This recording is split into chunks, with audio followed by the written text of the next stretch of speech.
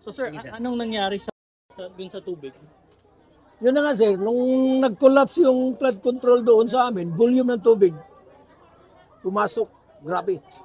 Eh ngayon, plus concrete na bako doon sa ano namin, ibig sabihin, yung tubig, nung araw, ang tubig may kalat.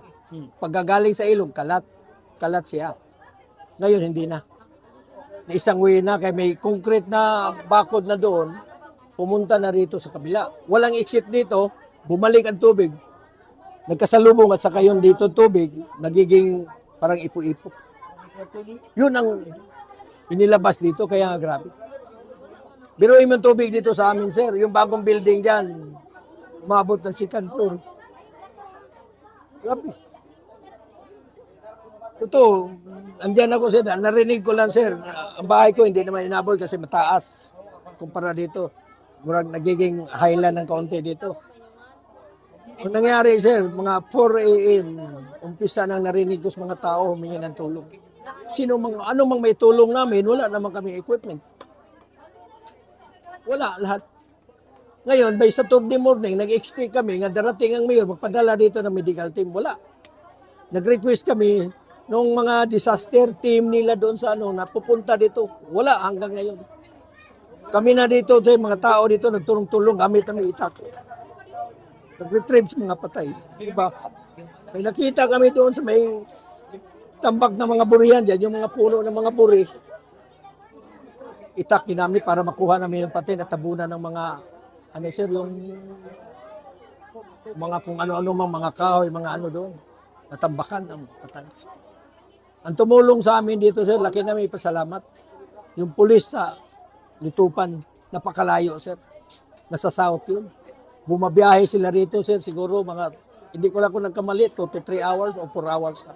Napakalayo, sir. Samantalang nandito sa amin, malapit, sir, wala. Yun ang masakit. Ngayon, ang ginawa namin, nagdala sila ng chinso. Pinagpuputol na. Walang tumulong, sir, sa namin dito. Sa anti-disaster team dito sa bayan, wala.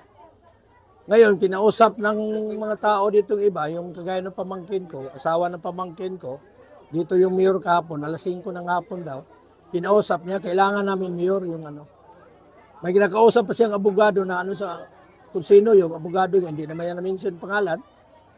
Ang tinuro, yung engineering office ng munisipyo namin dito sa Liloan, walang response sa manloob. Nakipagkamay ako sa mayor, pakitang tao lang yun. Pero hindi ako sincere. Yun lang, sir. Ang ko.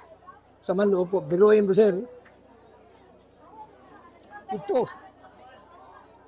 Mahal sa buhay ko, sir. Patay. Yan sa manloob ko.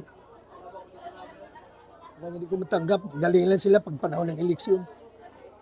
Pag ganito sa kuna, wala na. Naigo, sir, pinapabayaan ka. Ang tumulong sa amin dito, sir, alam mo kung taga saan yun? Mayroong mga doon sa Carmen, mga disaster team galing sa Carmen, sa Norte. Disaster team doon sa Tuliran. Yun ang tumulong dito. Wala namang galing sa Liloan. Bayan namin, wala. Magaling lang sila. Ngayon, ang inano nila rito, pumunta yung mayor, namimigay ng tubig. Hindi namin kailangan yan. Marami kami tubig dito. Ang kailangan namin, heavy equipment para yung mga patay na mamaho na dyan, may libing.